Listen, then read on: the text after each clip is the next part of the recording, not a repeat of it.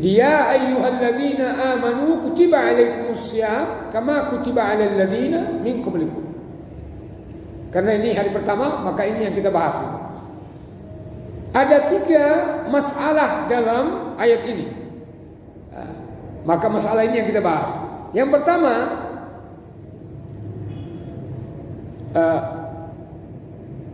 unwanul ayat lil mu'minin, ya, bahwa ayat ini dialamatkan oleh Allah Subhanahu wa taala kepada orang-orang beriman.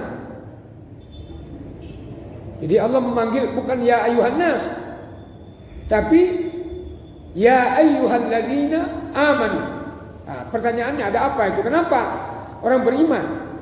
Mengapa bukan manusia secara umum? Bismillahirrahmanirrahim. Sebelum kita menyampaikan materi yang akan kita bahas surat Al-Baqarah ayat 183 tadi, saya ingin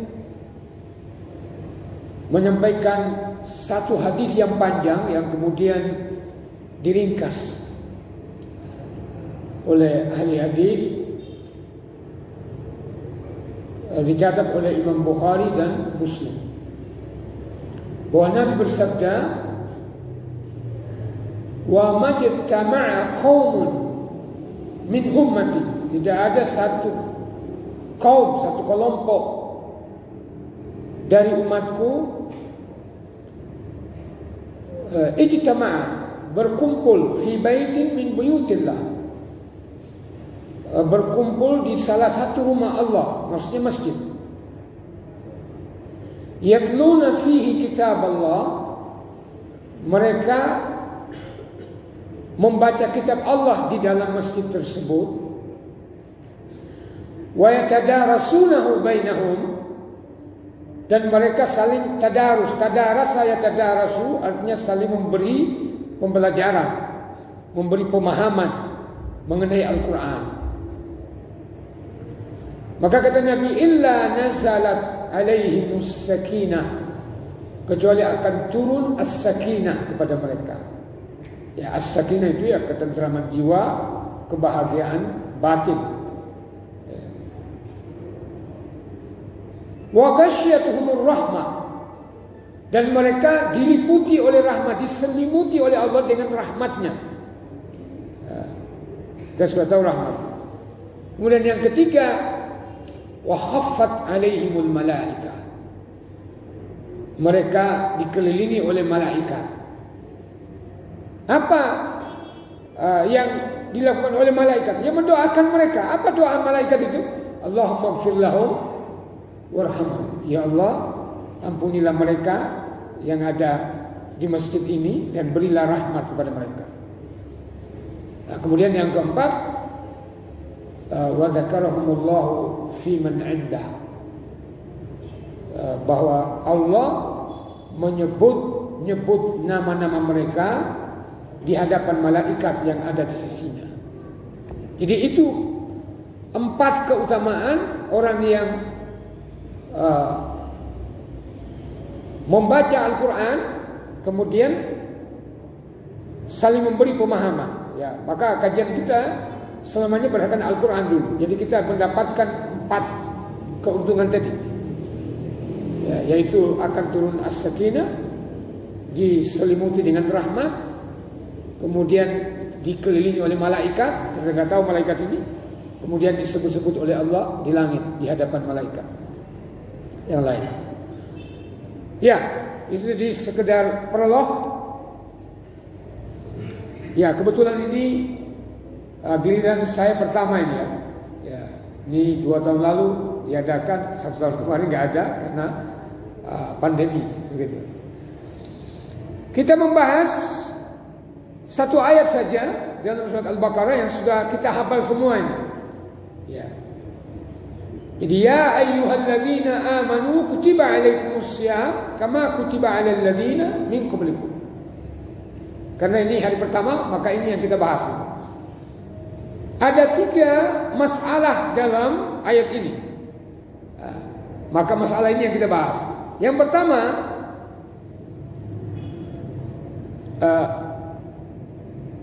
unwanul ayat lil mu'minin, ya, bahwa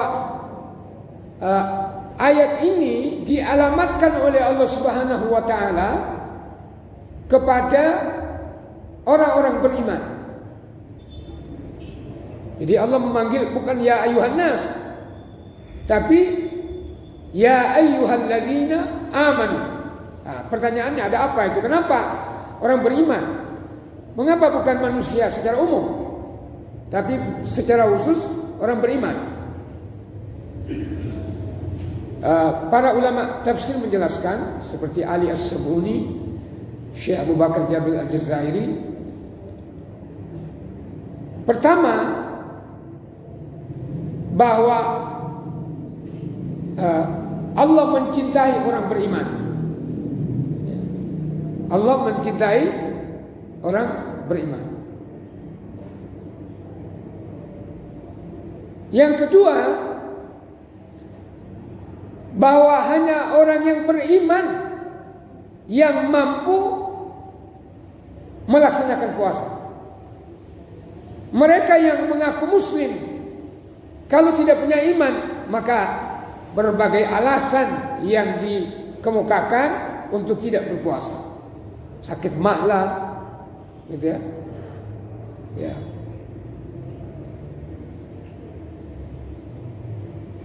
Jadi kalau tidak beriman, berarti tidak mampu melaksanakan puasa. Itu yang kedua. Yang ketiga, bahwa orang yang tidak beriman, yaitu non-muslim, hatta mereka berpuasa bulan Ramadan, tidak diterima puasanya. Karena syarat beramal itu adalah karena iman. Ya. Hal ini berdasarkan surat An-Nahl ayat 92. Ya.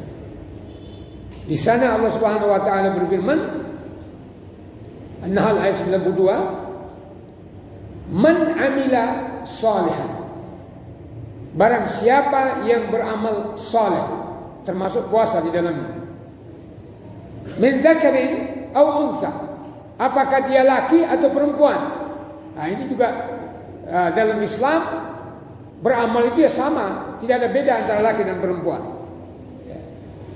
Jadi mana amila salihan, barang siapa yang beramal saleh, min dzakarin aw unsa, baik laki maupun perempuan, wa huwa mu'min. Nah, ini yang kita catat. Wa huwa mu'min.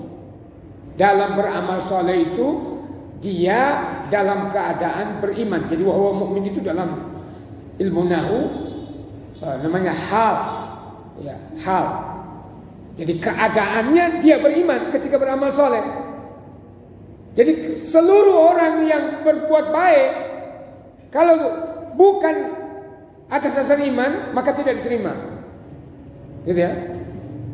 Kita pernah mendengarkan dulu Bunda Teresa yang mengabdi di Calcutta, India, puluhan tahun. Gitu ya. Dia mengayomi, membina orang-orang perempuan Calcutta. Gitu ya. Tapi dia kafir, tidak beriman, maka seluruh pengorbanannya itu sia-sia, tidak diterima oleh Allah Subhanahu wa taala.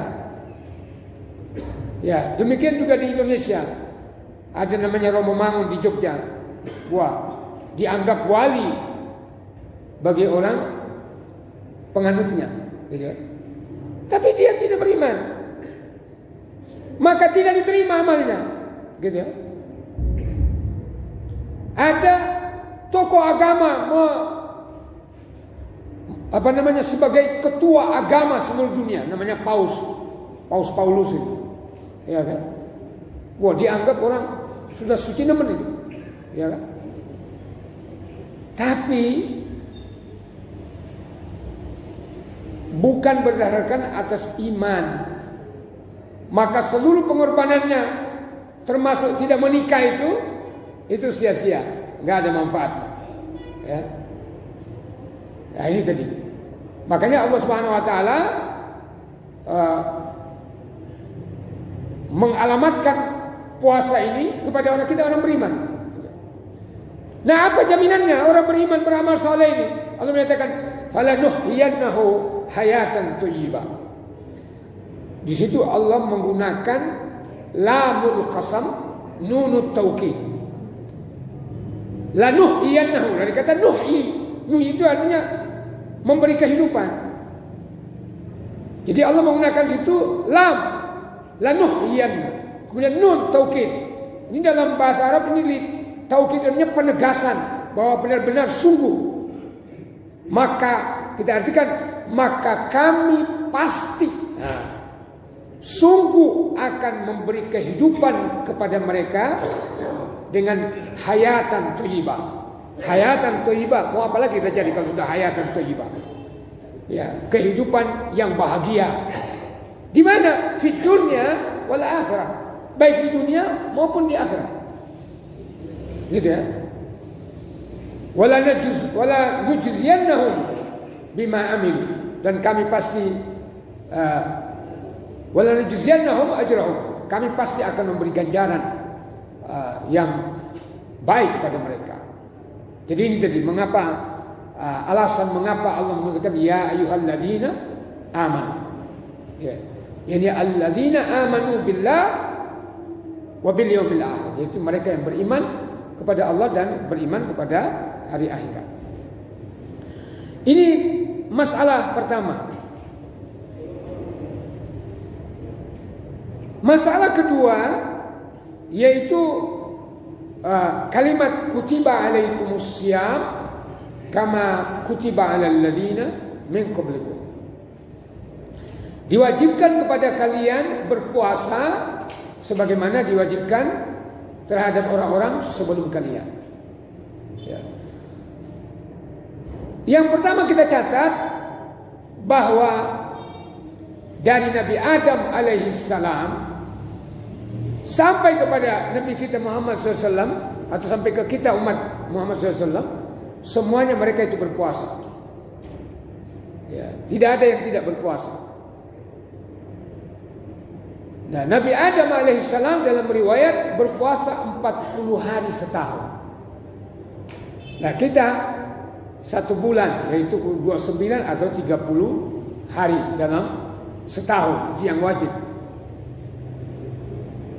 Jadi semua Nabi itu berpuasa. Nah maka kalau ada agama mengaku agama samawi gitu, tapi tidak sholat, tidak puasa, maka agama itu tidak benar. Gitu ya. Itu sudah pasti, karena seluruh Nabi berpuasa, seluruh Nabi sholat, ya. Termasuk Nabi Isa. Itu yang pertama dari kalimat kutiba alaikumus syiyam kama kutiba alal ladzina min qablikum. Yang kedua, kata asyam dalam ayat ini, mengapa bukan siyamun tapi asyamu? Nah, penggunaan al dalam bahasa Arab itu menunjukkan sesuatu yang sudah maksud, artinya yang sudah jelas. Maka ayat ini disebut ayat muhkamah. Artinya baik orang alim maupun orang awam memahami bahwa kata asyam itu yakni siyamu Ramadan. Jadi seharusnya kutiba alaikum siyamu Ramadan. Tapi Ramadan itu sudah digantikan dengan huruf al. Jadi kalau sudah menggunakan al itu ya sudah ma'rifah, artinya sudah diketahui. Ya. Itu yang kedua. Yang ketiga, Allah Subhanahu wa taala mewajibkan puasa, tentu disepakati oleh para ulama ada hikmah yang terkandung di dalamnya. Jadi begitu banyak. Jadi seluruh syariat Allah Subhanahu wa taala mengandung hikmah dan kebaikan yang banyak. Nah, dalam puasa ini banyak diteliti oleh para ahli, bukan hanya ulama Islam, tapi para ahli sains. Mereka meneliti seperti seorang dari Jepang yang kemudian dia masuk Islam, meneliti kenapa orang Islam berpuasa, gitu ya.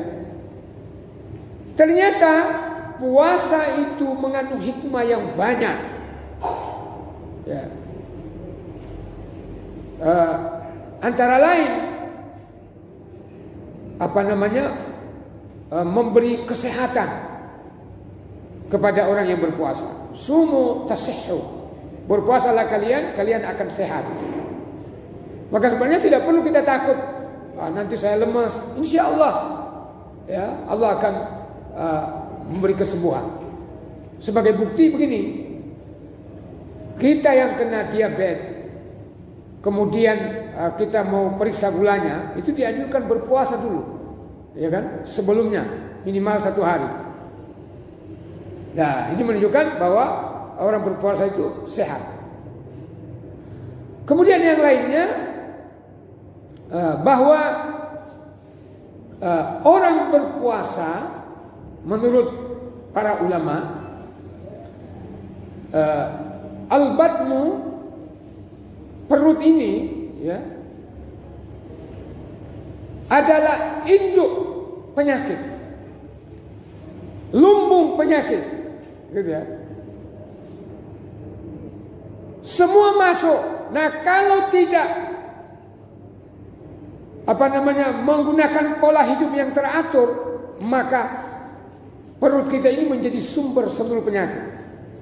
Dari makan yang berlebihan, maka muncul penyakit hipertensi, penyakit kolesterol.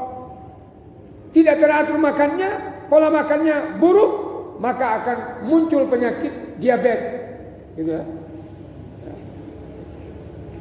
Nah, makanya kita puasakan minimal 1 tahun 30 hari. Ya, itu salah satu hikmah. Hikmah yang lain, Allah Subhanahu Wa Taala mensyariatkan puasa ini agar kita mau memahami keadaan saudara-saudara kita yang mungkin dalam 1 hari itu hanya 1 kali makan, gitu. Nah, inilah yang paling penting ini. Jadi diharapkan dengan berpuasa muncul sikap sosial, ya, sikap sosial. Karena kita akan merasakan, ya Allah, begini rasanya orang yang tidak makan 1 hari, ya kadang-kadang 2 hari tidak makan karena tidak punya makanan. Ada yang hanya makan nasi aking. Itu di Jawa, gitu ya. Hanya makan nasi aking. Nah, begitu kita berpuasa, insya Allah kita akan merasakan penderitaan orang yang lain. Mungkin kita setiap hari makan daging, makan yang bergizi, yang bernutrisi tinggi. Nah, saudara-saudara kita ada yang makan hanya sekedar bisa bernapas. Nah, ini tadi terlalu banyak hikmah berpuasa ini. Nah, kemudian keutamaan puasa, ya, keutamaan puasa Ramadan. Nabi menyatakan, man shoma ramadhana imanan wa ihtisaban ghufira lahu ma taqaddama min dhanbi. Jadi keutamaan puasa, bahwa puasa itu menghapus dosa 1 tahun yang lalu, ya.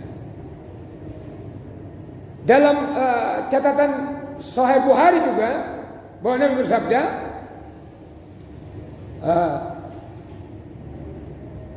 as-shalawatul khams, salat 5 waktu. Maksudnya tadi kita salat subuh. Nah, barusan kita salat zuhur. Dosa kita di antara salat subuh dan zuhur itu sudah dihapus oleh Allah Subhanahu wa taala. Ya. Begitu juga dari zuhur ini sampai ke asar kemudian asar dari ke maghrib, maghrib ke isya, isya ke subuh. Dosa di antara waktu-waktu itu yang kita lakukan itu sudah dihapus oleh Allah. Wal jumu'atu ilal jumu'ah. Jumat yang satu dengan Jumat yang lain, maksudnya Jumat kemarin, insya Allah kita ketemu umur panjang Jumat besok, maka dosa di antara Jumat ini sudah dihapus oleh Allah. Wa Ramadan ila Ramadan. Ramadan kemarin, nah kita sekarang puasa Ramadan hari pertama, dosa kita 1 tahun itu sudah dilebur oleh Allah Subhanahu wa taala. Jadi mukaffiratun lima bainahunna idza jutunibatil kaba'ir, apabila dosa-dosa besar dihindari. Berarti yang dihapus itu adalah dosa lamam. Karena Allah membagi dosa itu ada 3 bab. Berdasarkan surat An-Najm ayat 34 kalau enggak salah. Jadi alladzina yajtanibunal kaba'ira minal itsm. Alladzina yajtanibuna kaba'ira al-itsm. Jadi ada dosa kaba'ir wal fawahish, ada dosa fawahish. Nah, dosa kabair dan fawahish ini sebenarnya hampir sama. Semuanya dosa besar. Ini insya Allah kita tidak akan musyrik, tidak akan akul walidain, durhaka kepada kedua orang tua, tidak akan membunuh, tidak akan berzina, tidak akan main judi, tidak akan minum khamr, ya. Tidak akan bersumpah palsu, tidak akan bersaksi palsu, tidak akan lari dari perang, tidak melakukan bid'ah. Itu dosa-dosa besar. Insya Allah bisa kita hindari. Tapi dosa lama ini tidak bisa kita hindari. Nah, inilah yang dihapus. Seperti apa dosa lama? Berikan contoh gini. Ini bulan Ramadan, kita berjalan bersama istri kita. Terus ada hari yang lewat, hari hilwah. Hatta kita punya istri di depan sini, penasaran mata kita ini mau melihat perempuan yang hari tadi. Itu tanpa dipandang. Itu namanya dosa lama, dosa yang tidak bisa dihindari. Kita pergi ke pasar, apalagi, masya Allah, sudah lumbung dosa di situ, ya kan? Ya, macam-macam di situ. Nah, itu namanya dosa lama. Dosa yang tidak bisa dihindari. Nah, inilah yang dihapus oleh Allah dengan kita puasa. Bukan hanya dengan puasa. Ini sekalian saya sampaikan ini. Bukan hanya dengan puasa. Tapi kata Nabi, intizar salat ba'da salat. Menunggu salat setelah salat. Itu menghapus dosa. Apalagi salat jamaah. Kata Nabi, orang yang salat berjamaah itu bagaikan orang yang punya rumah, di depannya ada sungai yang bening, murni, jernih. Dia mandi 5 kali sehari situ. Sahabat bertanya kepada Nabi bertanya kepada para sahabat, apakah ada dosa? Apakah ada kotoran dalam dirinya?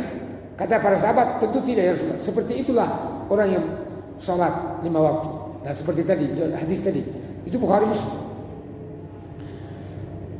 Apalagi kasratul khuta ilal masajid, banyak melangkahkan kaki menuju masjid. Itu langkah pertama mengangkat derajat, langkah kedua menghapus dosa. Dosa apa? Dosa lama. Ya. Subhanallah. Jadi puasa menghapus dosa. Jadi ghufira lahu ma taqaddama min dzambi. Bukan hanya itu. Kata Nabi, man qama ramadhana imanan wa ihtisaban ghufira lahu ma taqaddama min dzambi. Qiyam Ramadan ini maksudnya tarawih, ya. Salat tarawih itu juga menghapus dosa 1 tahun yang lalu. Apalagi puasa Yaum Arafah, apalagi puasa Yaum Asyura, ya. Puasa Ayyamil Bir. Nah, kata Nabi, hadis ini disahihkan oleh Syekh Albani, man shama yauman fi sabilillah, siapa yang berpuasa 1 hari di jalan Allah, 1 hari, ya, ba'adallahu wajhahu anin nar 70 kharifan. Allah menjauhkan dirinya dari neraka, ditarik dari neraka itu 70 tahun perjalanan. 70 tahun perjalanan. Jadi umpama ini neraka, kita ditarik dari neraka ini 70 tahun perjalanan hanya karena 1 hari puasa kita. Nah bayangkan dikali 30 hari. Nah kelihatannya kalender ini 30 hari. Ya. Ping 70. Berarti 2100 tahun kita dijauhkan. Dalam kita berpuasa 1 tahun 30 hari, dijauhkan diri kita dari neraka 2100 tahun. Ping 50 hari, 50 tahun umpama. Wah, nanti di rumah pakai kalkulator. Gitu ya. Berapa itu? Jadi insya Allah kita ifkun minan nar. Puasa ini akan menyelamatkan kita dari neraka. Ya. Nah ini yang kita harapkan, insya Allah. Ya. Jadi kutiba alaikumus syiyam. Nah kemudian yang dimaksud syiyam di sini adalah syiamu Ramadan. Ya, syiamu Ramadan. Kenapa Ramadan yang dipilih oleh Allah? Allah menyatakan syahrul Ramadan alladzi unzila fihi al-Qur'an. Karena bulan Ramadan diturunkan Al-Qur'an. Inna anzalnahu fi lailatul qadar. Sesungguhnya kami menurunkan Al-Quran itu pada malam Lailatul Qadar. Lailatul Qadar itu di mana? Kapan? Di Ramadan, bulan Ramadan. Jadi ini kelebihan.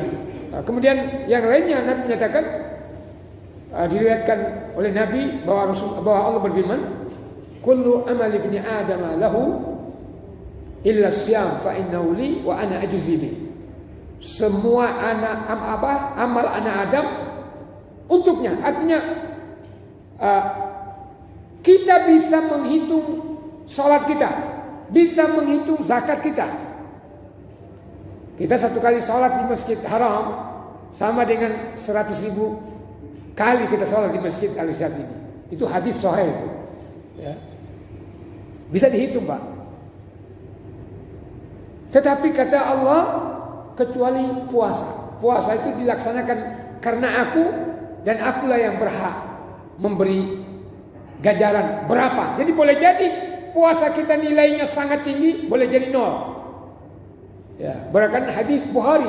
Kemarin kita baca di Sahih Bukhari, bahwa Rasulullah SAW bersabda, "Man lam yada' qaula zuri wal amal bihi, falaysa lillahi hajatun fi ay yada'a ta'amahu wa syarabah."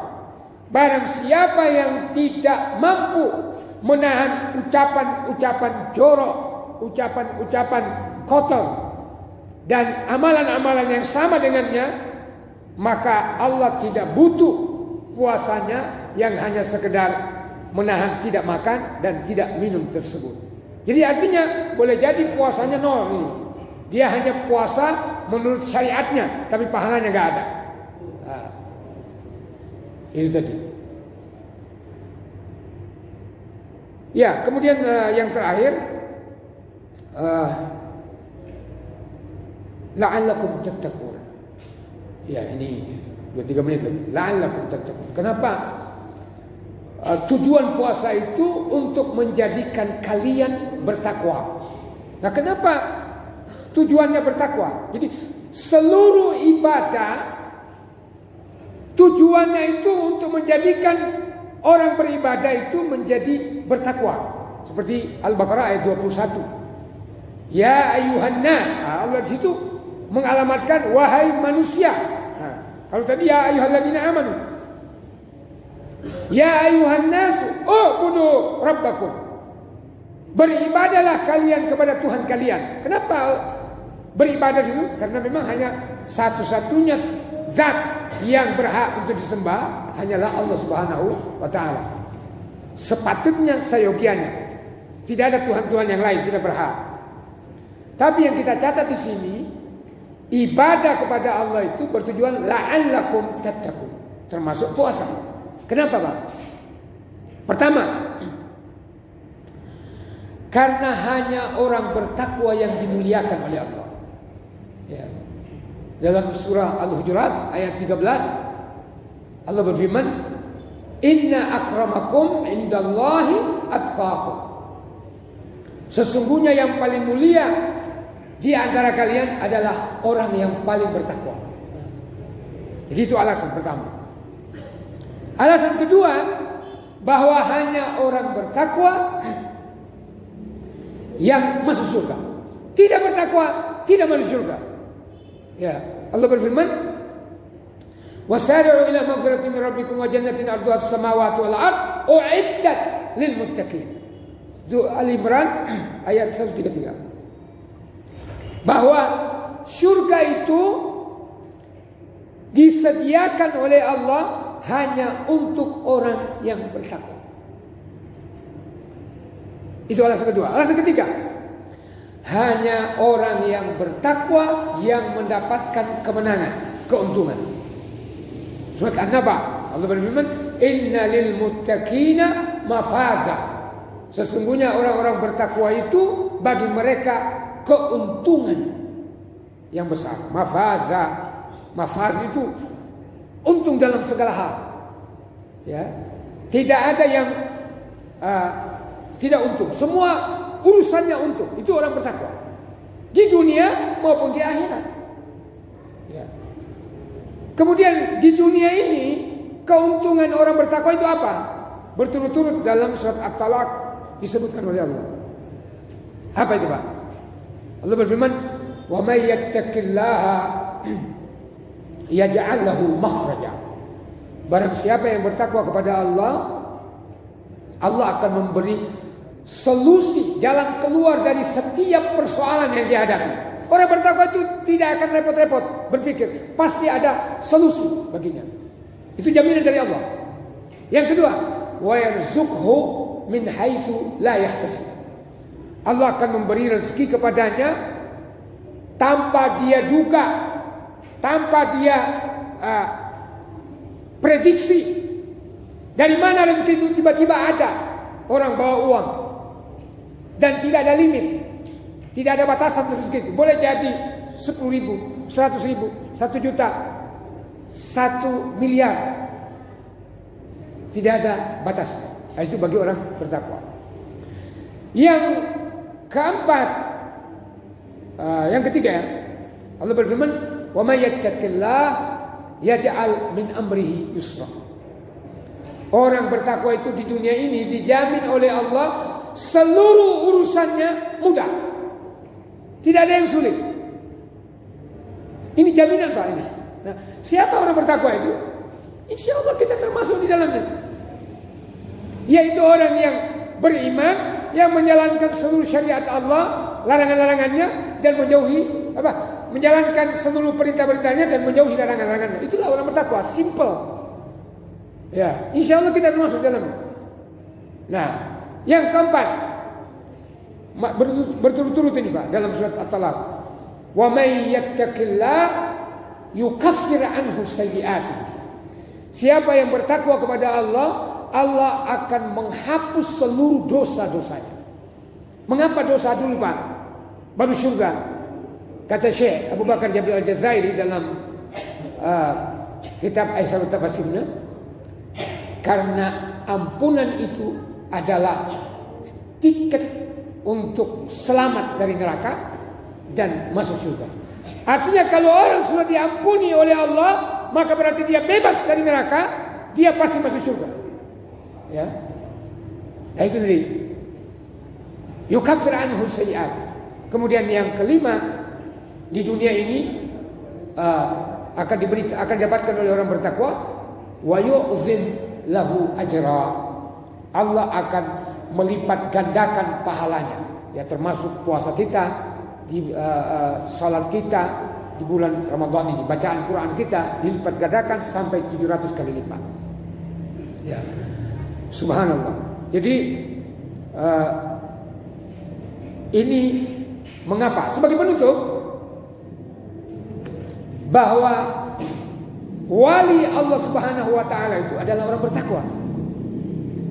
Jadi wali itu bukan orang yang pakai sorban, pakai imamah, sorbannya sampai di ujung kaki, bukan itu wali itu. Ya. Allah menyatakan, "Ala inna awliya Allah la khaufun 'alaihim wa la hum yahzanun." Ketahuilah bahwa wali-wali Allah itu tidak ada kekhawatiran atas mereka dan tidak ada kesedihan bagi mereka. Siapa wali Allah itu? Dijelaskan oleh Allah.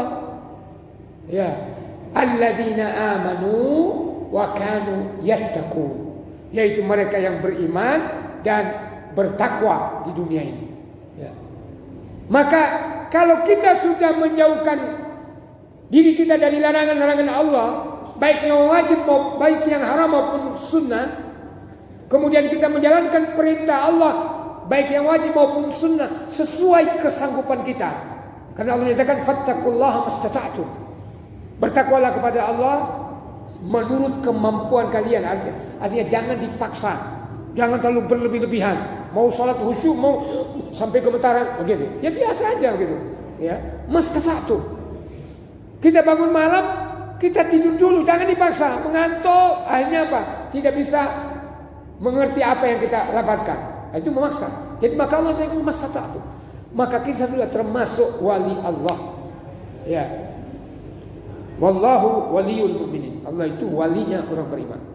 Ya. Ini satu ayat dalam surat Al-Baqarah. Insyaallah kita sambung Selasa depan. Ya. Alhamdulillahi rabbil alamin.